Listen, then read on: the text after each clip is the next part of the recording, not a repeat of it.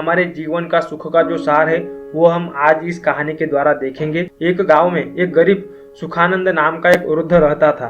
वह बहुत गरीब था, फिर भी बहुत खुश रहता था। लोग जब पूछा करते कि इतना खुश कैसे रहते हो, तो वह कहता, जो भी जीवन में जो भी होता है भगवान की मर्जी मानता हूँ, इसीलिए खुशी रहता हूँ।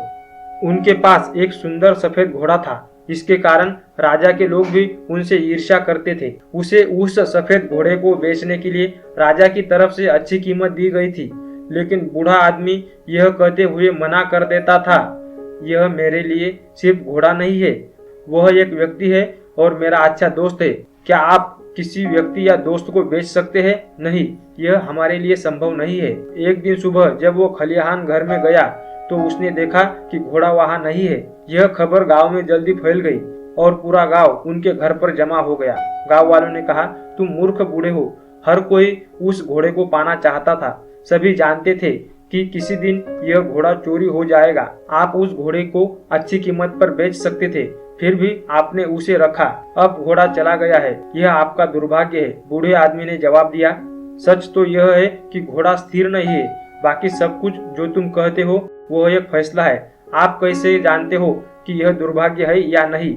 लोगों ने जवाब दिया, हमें मूर्ख मत बनाओ, आपका सफेद घोड़ा चला गया है, यह आपका दुर्भाग्य है।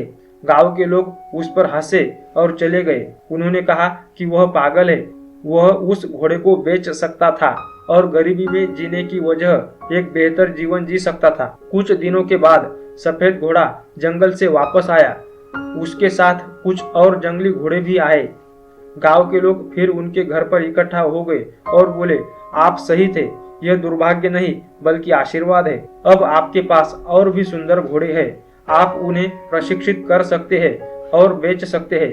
बूढ़े ने उत्तर दिया, फिर से आप बहुत दूर जा रहे हो, बस आप यह कहे कि घोड़ा वापस आ गया है और अधिक घोड़ों का होना एक आशीर्वाद है। यह केवल एक टुकड़ा है, एक दिन यह भी गुजर जाएगा। इस बार गांव के लोग चुप रहे। बूढ़े आदमी के इकलौते बेटे ने घोड़ों को प्रशिक्षित करना शुरू कर दिया। कुछ दिनों के बाद उन जंगली घोड़ों को प्रशिक्षण देने के दौरान बूढ़े का बेटा घोड़े से गिर गया और उसका पैर टूट गया। इस बात को सुनकर गांव के लोग इकट्ठा हो गए और बोले, आप ठीक कह रहे थे, अधिक घोड़े होना कोई आशीर्वाद नहीं है। अब तुम्हारा बेटा इससे घायल हुआ है, इस बुढ़ापे में अपने अपाहिज बेटे का क्या करोगे? बूढ़े ने उत्तर दिया, इतनी दूर मत जाओ, इतना ही कहो कि मेरे बेटे की टांग टूट गई है। कौन जानता है कि यह दुर्भाग्य है या आशीर्वाद है? किसी को नहीं मालूम। एक महीने बाद युद्ध के कारण गांव के सभी युवाओं को सेना में भर्ती होने के लिए मजबूर होना पड़ा। इसीलिए युवाओं के माता पिता और गांव के सभी लोग रो रहे थे। गांव के लोग बूढ़े आदमी के पास आए और कहा, हमारे बेटे हमेशा के लिए चले गए, आपके बेटे की चोट लगना वरदान साबित हुई है, कम से कम वह जिंदा है, आपके साथ रह रहा है। बूढ़े ने उत्तर दिया, कोई नहीं जानता, इतना ही कहो हमारे बेटे को सेना में भर्ती होने के लिए मजबूर किया गया और आपके बेटे को मजबूर नहीं किया गया। लेकिन कोई नहीं जानता यह आशीर्वाद है या दुर्भाग्य है, केवल भगवान जानता है। इससे हमें यही शिक्षा मिलती है मित्रों, हमें किसी भी परिस्थिति का न्याय केवल उसी से नहीं करना चाहिए जो हम देखते हैं। हम कभी यह नहीं जानते कि आगे क्या होने वाला है। सदैव प्रसन्न रहिए, जो प्राप्त है पर्याप्त है, जिसका मन मस्त है उसके पास समस्त है।